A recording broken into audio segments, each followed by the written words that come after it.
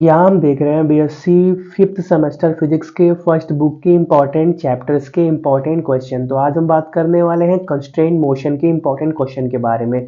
तो चलिए स्टार्ट करते हैं। पहला क्वेश्चन, व्हाट आर कंस्ट्रेंट। तो कंस्ट्रेंट क्या होता है? लिमिटेशन होते हैं। The limitation or restriction on the motion of a particle or system of particles are generally known as constraint. कोई भी ऑब्जेक्ट है या कोई भी सिस्टम ऑफ ऑब्जेक्ट है, अगर हम उनके मोशन पे कोई भी लिमिटेशन लगा दे कि हाँ तुम ऐसे ही चलोगे, तो उसी चीज को क्या बोला जाता है? कंस्ट्रेंट बोला जाता है। ठीक है, एग्जांपल के लिए बात कर लेते हैं। The motion of rigid body is always restricted such that distance between any two particle remain same. कोई भी रिजिड बॉडी मतलब हार्ड बॉडी है, सॉलिड बॉडी है, तो वो जब भी मूव करेगा उसके अंदर के जो दो पार्टिकल्स होंगे, कोई भी दो पार्टिकल्स होंगे, उनके बीच का डिस्टेंस हमेशा ही क्या होगा? फिक्स होगा। हमेशा ही क्या होगा? फिक्स होगा। रोटेशनल मोशन के अंदर आपने ये सब बात पढ़ी हुई है क्लास 11 के अंदर कि कोई भी बॉडी है, रिजिड बॉडी है, अगर वो मूव कर रहा है तो उसके अंदर के पार्टिकल के बीच का डिस्टेंस हमेशा ही क्या होता है? सेम होता है। ठीक है। फिर दूसरा, what is constraint motion. Chapter का नाम ही क्या था? Constraint motion. तो कंस्ट्रेंट मोशन क्या होता है? A motion that cannot proceed arbitrarily in any manner is called constraint motion। वो मोशन जो किसी भी आर्बिट्री मैनर में नहीं हो सकता उसको क्या बोलते हैं? कंस्ट्रेंट मोशन बोलते हैं। ठीक है। Give example of types of constraint. तो एग्जांपल ही सिर्फ देना है तो क्या करते हैं? दोनों एग्जांपल ले लेते हैं। पहला example, the constraint involve in the motion of rigid body in which the distance between any two particular point is always fixed are called holonomic constraint। और दूसरा, the constraint involve in the motion of the particle placed on the surface of a solid sphere are non holonomic constraint. ठीक है। What are generalized coordinates? So the minimum number of independent coordinates sufficient to describe the motion of a particle or system of particles are called generalized coordinates of the system। क्या बोला? The minimum number of independent coordinate, कम से कम independent variables जो क्या कर सकते हैं? किसी भी मोशन ऑफ पार्टिकल या सिस्टम ऑफ पार्टिकल को डिस्क्राइब कर सकते हैं, वही क्या कहलाते हैं? Generalized coordinate of the system कहलाते हैं। These coordinates are denoted as q1, q2, q3, qk, qn, जहां पे n क्या होता है? Total number of generalised coordinates. ठीक है।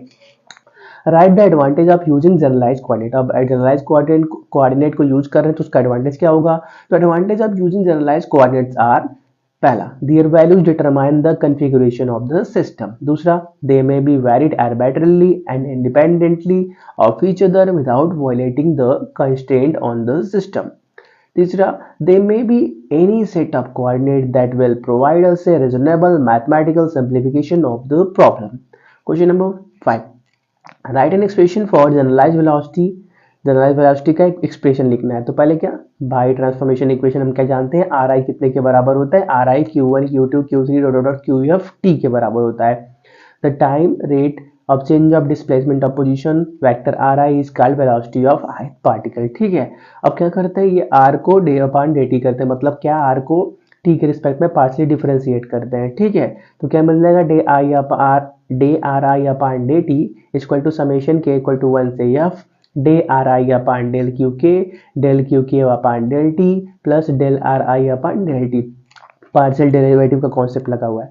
In this expression the term del Q k upon del t represent the generalised velocity. ठीक है। फिर right an expression for generalised acceleration and generalised momentum. तो पहले बात करते हैं जनरलाइज्ड एक्सेलरेशन के बारे में। तो अभी देखो जनरलाइज्ड वेलोसिटी का जो एक्सप्रेशन हमने अभी ड्रॉ किया उसी को आगे प्रोसीड करेंगे। ठीक है।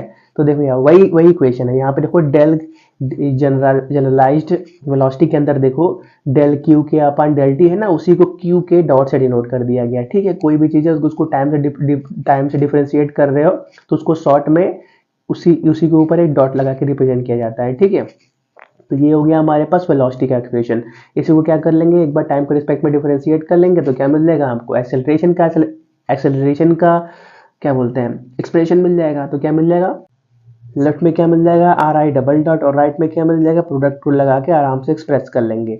लास्ट में देखो जो ये आपका द टर्म क्यू के डबल डॉट है, यही क्या कहलाता है? जनरलाइज्ड एक्सेलरेशन कहलाता है।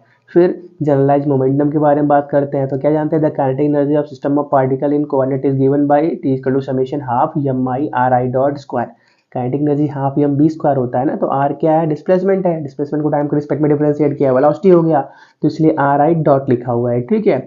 अब क्या कर सकते हैं? R I dot whole square को क्या लिख सकते हैं? X I dot whole square plus Y I dot square plus Z I dot square coordinates के टर्म में जहाँ पे X I dot, Y I dot, Z I dot R का है क्या है component of velocity of ith particle along x y z direction respectively. ठीक है, momentum of ith particle along x direction क्या होगा, पी आई एक्स मतलब x direction में m i x I dot के बराबर। क्या करते हैं इसी को एक्स आई डॉट के रिस्पेक्ट में डिफरेंशिएट कर लेते हैं, तो क्या मिल जाएगा, d T upon del x dot मिल जाएगा equal to m i x I dot मिल जाएगा। In the view of equation second, equation number second को देखो कहाँ पर है, यहाँ पे। इक्वेशन नंबर सेकंड को देखो, पी के कितने के बराबर हो जाने वाला है, D T upon del Q K dot equal to M K Q K dot होने वाला है। ठीक है, ये हो गया हमारे पास जनरलाइज्ड एक्सेलरेशन का एक्सप्रेशन। फिर what are force of constraint, तो constraints are always associated with the force by virtue of which they restrict the motion of system. Such force are termed as force of constraint. क्या बोला, constraints are always associated with the force of virtue of which they restrict the motion of system. Such forces are termed as force of constraint. Example, force of constraint in the case of a bead sliding on the wire is restriction is the reaction by the wire exerted on the bead at each point. Next question, what is the number of degree of freedom when a particle is constrained to move along the inner surface of fixed hemispherical point? तो कितने होंगे number of constraint, दो होंगे। If generalized coordinate is theta, what is the dimension of corresponding generalized force? क्या होगा, torque होगा। If generalized coordinate has the dimension of velocity, generalized velocity has the dimension of acceleration। ठीक है, next question, classify the type of constraint। wait,